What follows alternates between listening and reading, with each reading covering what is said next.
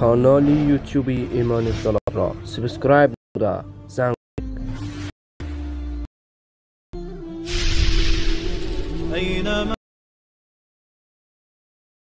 توحیدی ایمان زلال تقدیم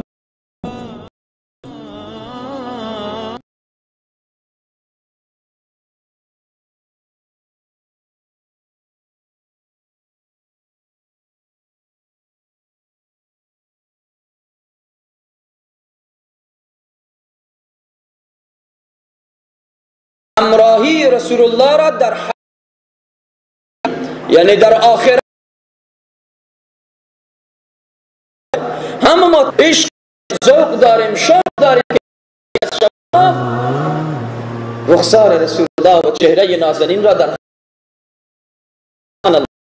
اما کسی که رسول الله را دوست داشته باشد آن حضرت بیایم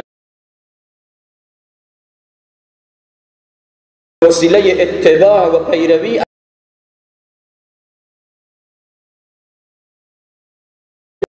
به وسیله رفتن بر راهشان، به وسیله درود فرستادن برایشان کوچکترین خدمت به رسول الله صلی الله علیه و سلم همین درود فرستادن هست، همین درود خواندن. او هم امر الله ان الله و ملائکته یصلون علی النبی الذين آمنوا صلوا علیه و سلم.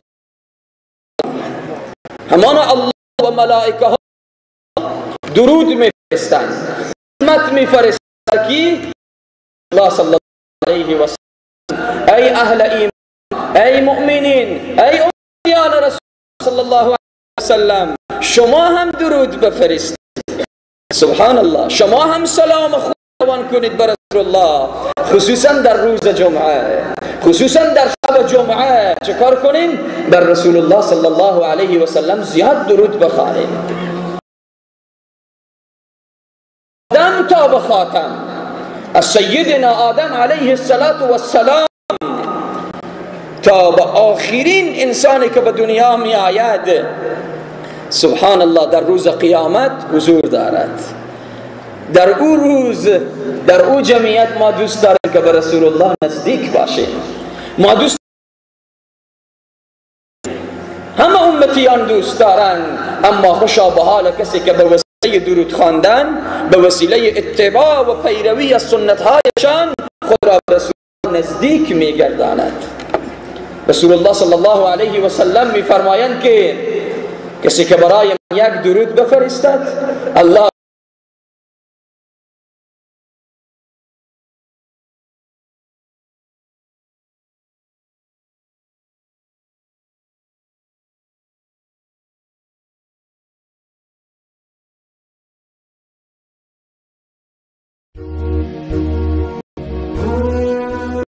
که تا حد واثق شده، تا حد میخواند را ترک میکند از مرد دین، اما مسلمان هم امتی رسول الله